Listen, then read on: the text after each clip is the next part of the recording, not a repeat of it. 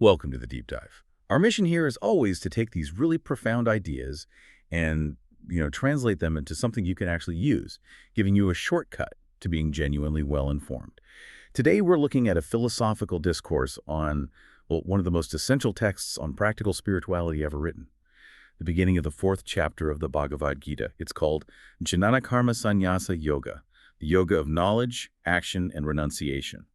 It sounds a bit dense, I know, but the core issue it tackles is something everyone gets. We're diving deep into this idea of an eternal path of action. We're going to trace where this wisdom comes from and clarify the whole purpose of divine manifestation. The aim, really, is to give you clear insights on how to live an active, successful life without that crushing burden of anxiety about how things will turn out. And that anxiety is everything, isn't it? It's the engine driving this entire conversation. The central dilemma, which we see through the warrior Arjuna, is really the human dilemma. How do we do our jobs, our required duties, our karma, without being paralyzed by the fear of the results? I mean, we all have to show up, right? We have careers, families, mortgages, but how do we connect with something deeper or even just keep our sanity while navigating all the friction and consequence of just being busy? And this deep dive is designed to be a direct path to that. It's about understanding that duty, dedication, and knowledge aren't separate buckets. They're meant to work together to transform your daily grind into a path toward, well, liberation. If you can get your head around this principle, you can live fully, engage deeply, but still remain sort of untouched by the fear of failure or that, all-consuming need for success. Okay, let's unpack that fear, because that's the starting point. Yeah. The source material talks about Arjuna's dilemma. He wants to avoid his duty, his kartabhya karma, because he's just terrified of the consequences, the fallout. When people face that in their own lives, a huge career decision, a family choice, what's the default human response the text points to? Avoidance. It's as simple as that. Yeah. When the results feel too heavy, people instinctively look for an easier spiritual path. They might want to just, run away from the world, become a renunciate, or maybe just go deep into isolated meditation. They do it because they dread the messy real-world consequences of their duties. They want to get off the battlefield before the fight even starts. And the solution Krishna offers is karma yoga. Now, this is where the rubber meets the road, I think. If karma yoga means doing our jobs like Arjuna fighting or us preparing a report not for personal gain, but by dedicating them to the supreme being, the parrot man, isn't that just spiritualizing busy work? I mean, how does changing your motivation really dismantle fear when the external result, like losing the battle or, the project failing, is still very real and very painful? That is the perfect question. It's because the distinction lies entirely in how you define success.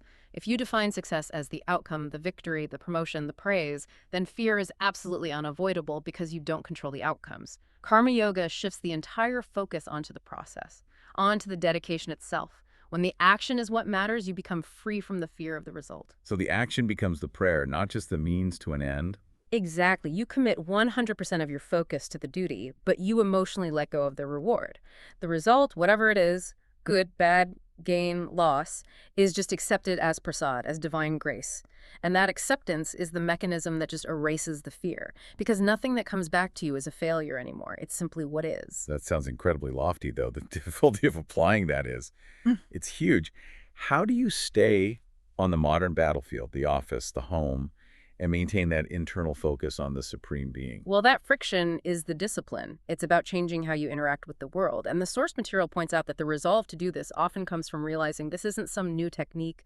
This is a profound truth that's existed since the beginning of creation. Which brings us to the just astonishing age of this teaching. The discourse claims God himself first taught this imperishable yoga, this avyam, to Vivasvan, the sun god. And then Vivasvan taught it to Manu, and Manu taught it to Ikshvaku, who is the ancestor of Lord Rama. That lineage, it stretches back to cosmology itself. And what's fascinating is that it's called the Partan yoga, the ancient yoga. It emphasizes that these are the original operating instructions for humanity. But if it's so perfect, why did we lose it? And understanding why it disappeared is so important, because the very same things that caused it to be lost are what cause our anxieties today. So why did this eternal path just vanish? Because over time, the tradition was broken. Humanity became completely submerged in self-interest or swarth. People stopped seeing their duties as a kind of cosmic dedication. They started focusing only on fulfilling their own immediate, narrow desires, kama, and just seeking the tangible results, the phalaprakti of what they did. When your attention shifts from the duty to the selfish prize at the end, the knowledge that made the action liberating just gets corrupted, it gets lost. It's brilliant, then, that the Source uses this powerful analogy of the sun and nature to show a perfect practitioner of what it calls Sukarma Yoga, or good duty. The sun is the ultimate counterpoint to that selfishness. Absolutely. The sun is the ideal practitioner. It acts perpetually, it does its duty all the time without ever taking a vacation, a chuti. It acts without discrimination, shining on everyone equally, no matter who they are. And this is the critical part. It doesn't do its duty expecting offerings or arghya in return. It just gives. The sun gives us light and life and then doesn't send an invoice. Precisely. And Sukarma Yoga is defined by modeling that. Doing your work with 100% focus, without personal attachment to the outcome, and accepting whatever comes back as prasad. The template is literally built into the cosmos. Okay, so this sets up the big historical question for Arjuna. If this knowledge is so ancient, and God taught the sun god ages and ages ago, how is this person, Krishna, standing right here, claiming to be that same teacher? This takes us right into the mystery of divine presence. Krishna clarifies that both he and Arjuna have had many, many births. But where the divine mind is different is memory. God remembers every single one of them. The human mind, on the other hand, is designed to forget. And the text is clear that this forgetting is a necessary arrangement. Why is that? Why is forgetting our past lives so important for us to function now? Well, just imagine the chaos. If you remembered every relationship, every debt, every joy and sorrow from thousands of lifetimes, who your last parents were, your spouses, your enemies, you wouldn't be able to form any solid attachments or duties in this life. You'd be completely overwhelmed. So this designed forgetfulness lets us focus entirely on our current kartavya, our current mission. So if God remembers everything, what's the nature of his manifestation, his avatara? It's clearly not subject to the same rules of birth and death as us. That's right. God is defined by two key terms here, aja, which means unborn, and avya, meaning imperishable or undiminished. But how do you square that with him literally standing there in a body? The source says that God manifests by controlling his own prakriti, his own nature, or maya. Wait, controlling nature versus being controlled by it. What's the real difference there? See, when we're born, we are subject to the laws of prakriti. The body ages, it gets sick, it dies. Our birth is a necessity driven by past karma.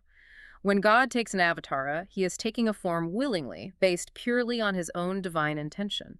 He enters nature, but he remains completely in charge of it, undiminished by it. He is the master of the illusion, not its subject. That really clears up the mystery of his presence. And it leads us perfectly into the most famous reason for these divine manifestations, the yada yada high section. It translates roughly to, when there is a decline of dharma and a rise of atarma.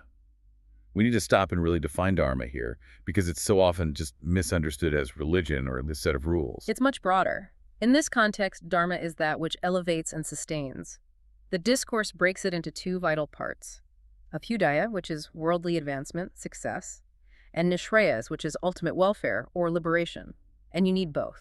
So dharma isn't just following spiritual rules. It's about action that both makes society better, like a well-run ethical company, and also makes me better by maintaining my own integrity and peace of mind. Precisely. The text emphasizes that dharma isn't just ritual or karmakanda. It's ethical conduct, it's virtue, it's maintaining proper relationships, father to son, friend to friend. When that entire moral order starts to break down, and adharma, that which degrades, starts to grow, that's when the avatar manifests. And the source material breaks down 3 explicit goals for this cosmic cleanup. First, parichanaya sadhunam, to protect the noble and the righteous. Second, vinashaya chadashkritam, to destroy the wicked, those who cause great suffering. But the third goal is maybe the most practical, dharma samsthapanarthaya, to reestablish and rearrange the moral order.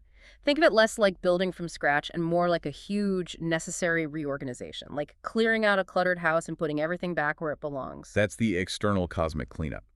But the source connects this to the listener's internal life, suggesting the avatar is also an internal event. How does that help us fix our own moral order? It connects directly to this idea of inner realization. Our consciousness is often compared to a lamp that's covered in soot. The soot being our vices, our self-interest, our sins. When we do the spiritual work to clean away that soot, the divine light, the parrot man, which is always there, it just naturally manifests within us. That internal awakening is God helping us rearrange our own cluttered inner house. So if we manage to grasp this truth about the nature of divine action and our own dedication, what's the ultimate payoff for us? The payoff is total liberation while you're still living, Krishna says. Janma karma chame divyam. My birth and actions are divine.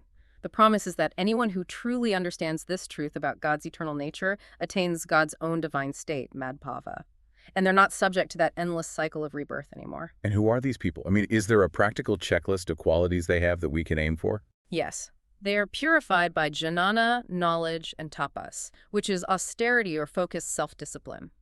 But crucially, the text lists the three major vices they've abandoned. Raga, which is attachment, paya, fear, and krodha, anger. Freedom from attachment, fear, and anger. That's the practical hallmark of a liberated person in this life. You can engage with the world, but you won't be emotionally owned by it. And I find the principle of personalized devotion so reassuring here. The text says, Yea, yatha mam prapadyante, God assures us that he serves us exactly as we approach him. It emphasizes the sincerity of the relationship over the specific form of the ritual. Whether you approach the Supreme Being as a son, a friend, a master, it doesn't matter. Everyone is on his path, even if the worship looks different. The commitment is what's constant. To bring all this powerful philosophy back down to earth, the source material gives a really striking, detailed blueprint for living this kind of integrated life, a sort of time management model. It's an incredible piece of practical advice. It suggests a life allocation of 40-30-20-10. Okay, let's break that down, because in the 21st century, our jobs can take up, what, 60% of our waking hours? This looks challenging. Is this split literal, or is it more about our focus? It's philosophical guidance designed to reprioritize our internal welfare. The largest portion, 40%, is for spiritual growth and increasing virtue, sadhana. Reading character-building literature, reflection. The fact that gets the highest allocation tells you everything. So that 40% dedicated sadhana is the foundation. What about our day jobs? 30% is for your necessary duty, your kartavya. This is where the work that sustains your life and family fits in. The idea is if you prioritize that 40% of inner work, your 30% of duty will naturally be performed with the kind of detachment and dedication we've been talking about. And then we have 20% for ritual worship, karma kanda, which could be prayer, meditation service, and finally 10% for upholding family and cultural traditions. Correct. And the big takeaway is that we often have these numbers inverted, right? We give 70% to our duty and maybe 5%, if we're lucky, to spiritual growth. This blueprint ensures the pursuit of liberation is the primary focus, and your necessary duties are performed from a place of spiritual strength, not fear. It's a roadmap for embedding the spiritual path into the material world, not for escaping it. That's a fantastic synthesis. So the core lesson of this chapter is that the eternal path isn't about running away. It's about elevating your daily duties into a fearless act of worship, modeled on the tireless, impartial action of nature itself. And here's a final thought for you to consider. The discourse hints that the next part of the teaching will cover the concept of chaturvanya, the ancient societal structure based on specialized skills. So if this ancient system defined duty based on inherent skill and disposition, how might those principles of specialized action and differentiated responsibility relate to our modern ideas of work, vocation, and finding fulfillment in a really complex globalized economy? Think about where your skills meet your duty. Until next time. Thank you for joining us for the deep dive.